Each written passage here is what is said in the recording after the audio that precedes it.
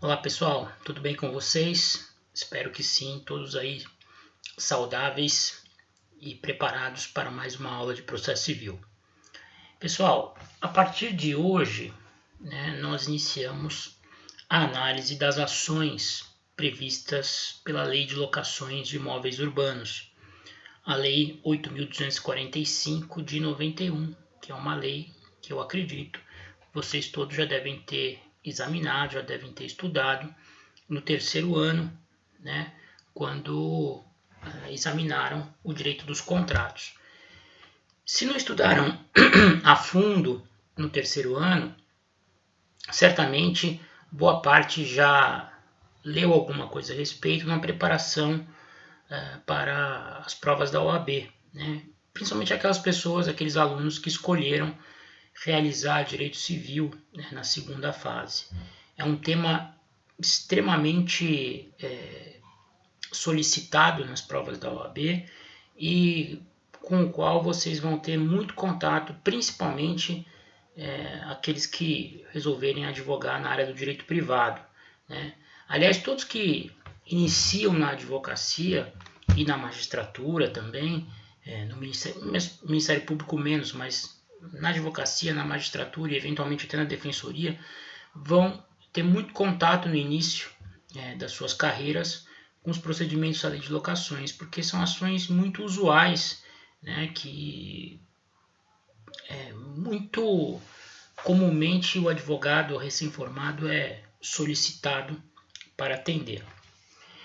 Bem, então vamos lá.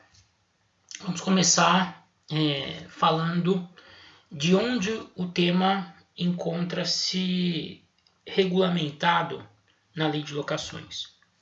A Lei de Locações é uma lei de natureza mista, uma vez que contém tanto disposições de direito material quanto disposições de direito processual. É bem verdade que, na sua grande maioria, as normas constantes da Lei 8.245 são de direito material. Elas tratam das várias modalidades de locação envolvendo imóveis urbanos residenciais e não residenciais. Mas há alguns dispositivos extremamente importantes tratando especificamente o direito processual. E esses dispositivos encontram-se nos artigos 58 e seguintes da lei, né? O artigo 58 é o artigo que abre o título 2 da Lei 8.245, que fala dos procedimentos, ou seja, das ações judiciais fundadas na locação de imóveis urbanos. Ele começa, esse título 2, com o capítulo 1, que fala das disposições gerais que são aplicáveis a todas as ações previstas pela Lei de Locações. E quais são as ações que a Lei de Locações prevê e regulamenta no seu corpo? Ações de despejo, consignação em pagamento de aluguel e acessórios à locação, as revisionais de aluguel e renovatórias de locação. As renovatórias de locação, vocês acredito também já ouviram, são específicas para locações não residenciais, para locações comerciais, as locações do direito empresarial, ok? Bom, e o que há de comum em relação a todas essas ações? Quais são as disposições que se aplicam a todas elas,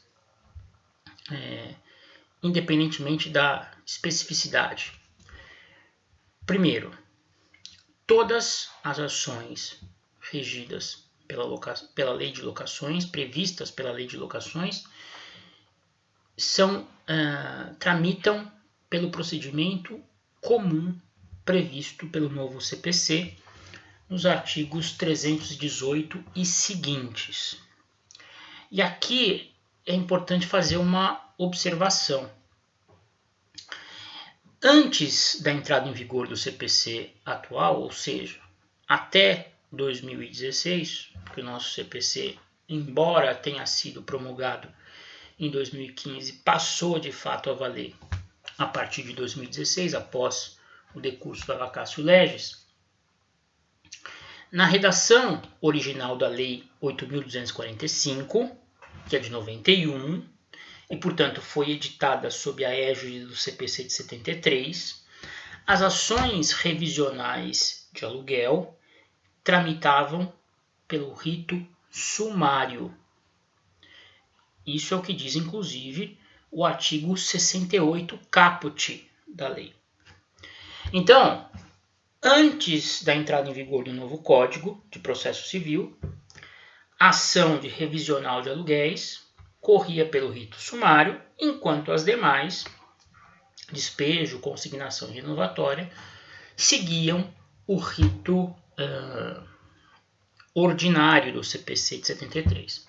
Acontece que vocês sabem, o CPC de 2015 aboliu essa distinção de ritos que havia no CPC de 73. Né?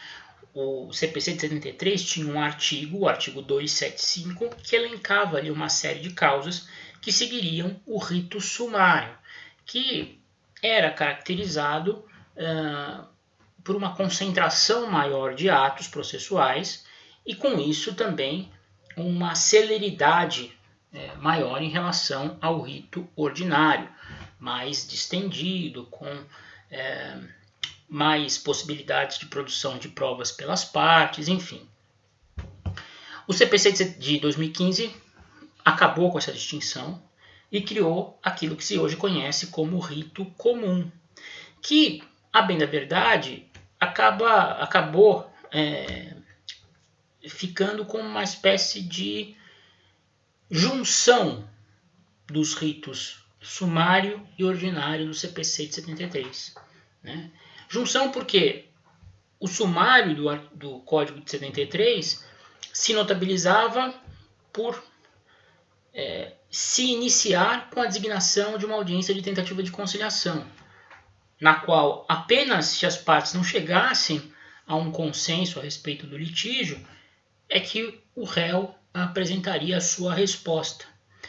Hoje, todo o procedimento do CPC de 73, todo o procedimento comum do CPC de 73, se inicia também por uma audiência de conciliação, chamada audiência conciliatória inicial, para a qual o réu é citado, com pelo menos 20 dias de antecedência, e na qual vai oferecer a sua resposta caso não obtida a solução consensual do litígio. E, assim, existem algumas poucas diferenças entre o rito comum de hoje e os ritos ordinários, sob um certo aspecto, e o rito sumário do CPC de 73. Foi como se o legislador de 2015 tivesse reunido os dois ritos num único rito comum que se aplica a toda e qualquer ação após a entrada em vigor da nova legislação processual. Bem, o 68 da Lei 8.245 previa o rito sumário para as ações revisionais de aluguel. Como o rito sumário foi extinto, e há, inclusive, um artigo no CPC de 2015, 1049, parágrafo único, sendo extinto o sumário, as ações que tramitavam pelo sumário passam a tramitar pelo rito comum. E a revisional de aluguel seguiu esse caminho. Hoje, a revisional de aluguel também processa-se pelo rito comum. Bom, além de todas as ações da lei de locações hoje tramitarem pelo rito comum, todas são, em princípio, processadas no foro do lugar da situação do imóvel, a menos que outro tenha sido eleito pelas partes no contrato de locação. Assim, sendo o contrato de locação omisso quanto à escolha do foro onde serão dirimidas eventuais controvérsias envolvendo a avença, compete ao foro da situação do imóvel, ou seja, ao foro do lugar onde o imóvel estiver localizado, a competência para dirimir controvérsias que surjam, que advenham da locação, ok?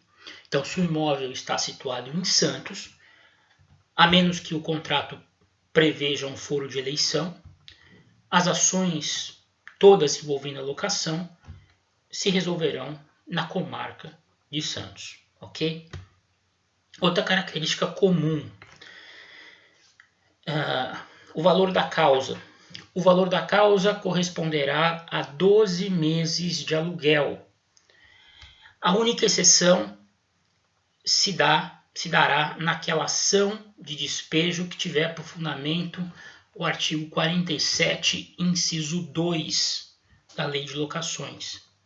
Quando a ação for de despejo e tiver como fundamento o artigo 47, inciso 2 do Código de Processo da Lei de Locações, o valor da causa será correspondente a 3 salários vigentes por ocasião do ajuizamento.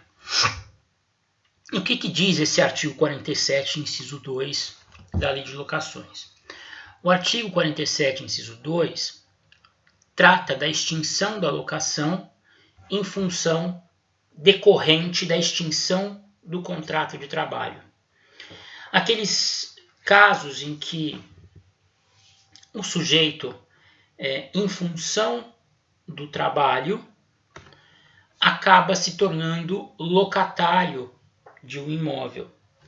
Então, a empresa contrata o cidadão e lhe fornece, numa relação locatícia, um imóvel onde ele vai residir com a família, ou sozinho, eventualmente. Aqui há uma ligação, um liame muito evidente entre a locação e a relação de emprego. Extinta a relação de emprego, a locação, que apenas foi celebrada em razão da existência da relação de emprego, se extinguirá automaticamente. A locação está vinculada à permanência, à duração da relação de emprego. Por isso, o legislador excepcionou a regra de que o valor da causa, nesses casos, deve corresponder a 12 meses de aluguel. Como a locação pode ser desfeita a qualquer momento, desde que a relação de emprego se finde, o legislador entendeu mais razoável atrelar o valor da causa à remuneração do locatário na relação de emprego. Por isso, determinou que, nesses casos, o valor da causa deve corresponder a 3 salários do empregado locatário vigentes por ocasião do ajuizamento. Ok? É uma exceção à regra geral. Por fim, 2 regras também gerais, mas de menor importância. Os processos da Lei de Locações tramitam durante as férias forenses e não se suspendem pela superveniência delas. Então, considera-se os processos que tenham fundamento na Lei de Locações processos de tramitação urgente, de extrema relevância. Nem mesmo o advento de férias forenses é capaz de suspender o seu andamento. Agora, notem, férias forenses não se confundem com recesso judiciário. O recesso judiciário, que hoje é instituído de maneira geral na Justiça do Brasil, em todas as instâncias, em todos os organismos judiciários, Justiça do Trabalho, Justiça Comum, Federal, enfim, que vai de 20 de dezembro a 6 de janeiro, nesse período, os processos da Lei de Locações não tramitam. Tá? Eles ficam suspensos. Eventuais prazos que tenham seu início poucos dias antes, suspendem-se com o advento do recesso. Tá bom?